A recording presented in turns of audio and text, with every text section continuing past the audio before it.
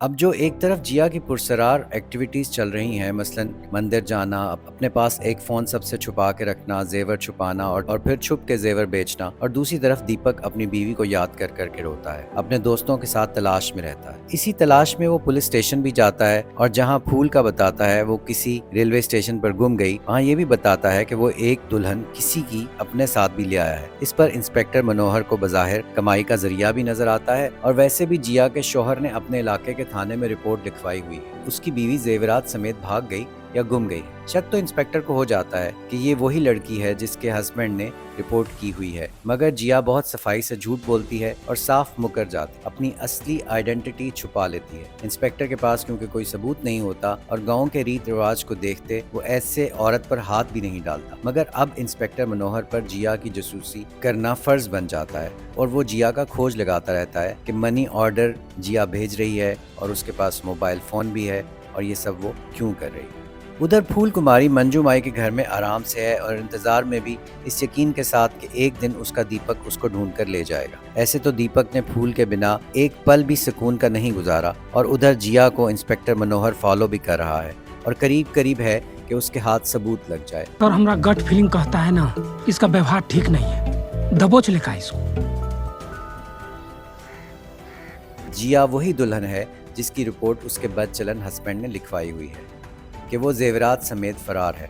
जिया जिस भी वजह से छुपकर भागना चाहती है वो वजह फिल्म के आखिरी सीक्वेंस में ही खुलती है, मगर इससे पहले जिया दीपक के दोस्त से भी दोस्ती कर लेती है जो गांव में पोस्टर प्रिंटिंग का काम करता है। इसके अलावा जिया दीपक के बाप को जो किसान है और खेती बाड़ी करता है, हर किसी से जिया की दोस्ती है और अच्छे टर्म्स हैं।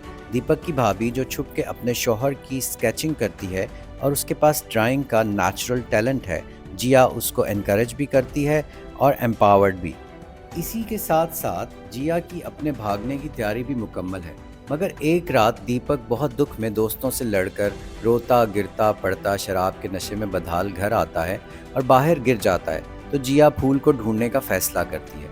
दीपक की भाभी फूल का स्केच बनाती है और दीपक का दोस्त पोस्टर छपवाकर उस पर फ़ोन नंबर लिख के पोस्टर जगह जगह लगवा देता है। इधर पुलिस वाले इंस्पेक्टर को फैक्स पर फाइनली फोटो मिलती है जो जिया ही की है, और पक्का सबूत लेकर इंस्पेक्टर मनोहर जिया को गिरफ्तार करके थाने ले आता है और सब जेवरात समेत जिया को थाने में बंद कर देता है।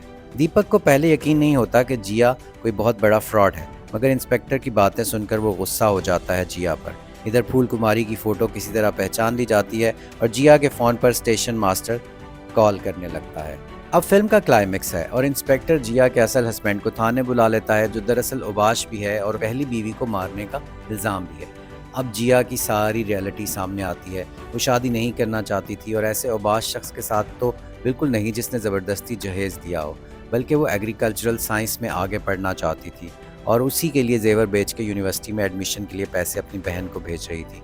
इधर थाने में जिया का हस्बैंड सबके सामने जिया को थप्पड़ मार देता है और ये भी रिवील हो जाता है कि फूल को ढूंढने के लिए पोस्टर लगाने का आइडिया भी जिया का था। इंस्पेक्टर के अंदर का दर्दमंद इंसान सारी कहानी समझ जाता है और जिया के शौहर को कहता है कि ये लड़की तुम्हारे साथ नहीं जाएगी, क्योंकि इसको कानून इजाज़त देता है कि वो अपनी मर्जी करे और जो करना चाहती है वो करे। इस पर फिल्म के मंजर बहुत इमोशनल हो जाते हैं। उधर दीपक को फूल भी मिल जाती है और जिया अपनी आज़ादी और ड्रीम्स की दुनिया में चली जाती है जहाँ वो असल में जाना चाहती थी, यानी नॉलेज की दुनिया। We hope that you have liked our video. Please subscribe our channel and like the video and share with your friends and family. Thank you.